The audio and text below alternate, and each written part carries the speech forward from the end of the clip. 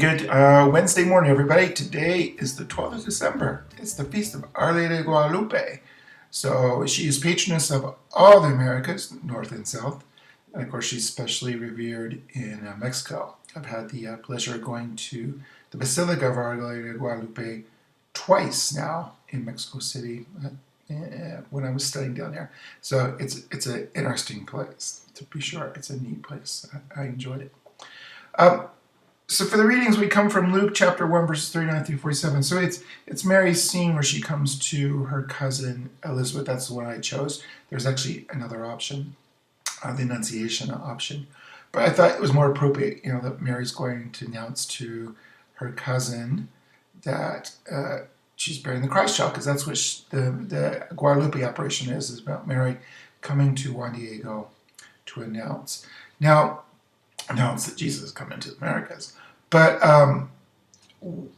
what I guess I got to talk about a little bit, or what challenged me as always is, I'm quite known for not having the I guess the sweetest of Marian affections, devotions.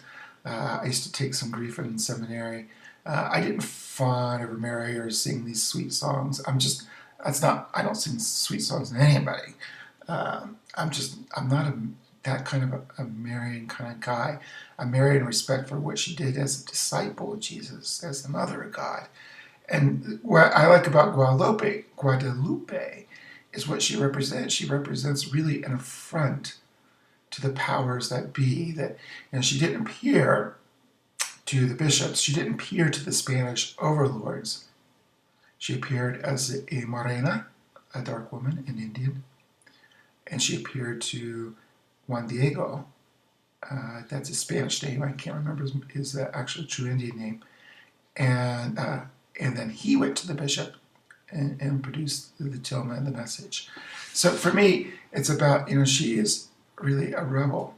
But she speaks, I know I'm preaching, but for me, she represents then really, especially these times and places, that God is with the poor.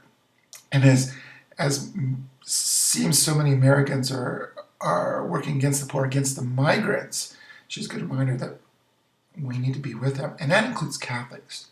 I see Catholics on Facebook just posting some anti-Catholic things. So it's ironic when they put, I love Jesus, then I hate immigrants. Or how can you do both? Excuse me, you can't.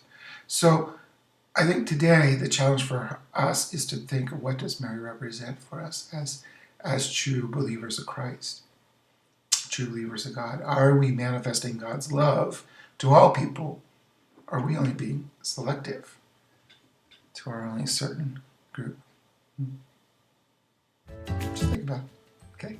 All right, guys. I'll see you back here tomorrow. Enjoy the warmer weather. My watch said it's 45 degrees.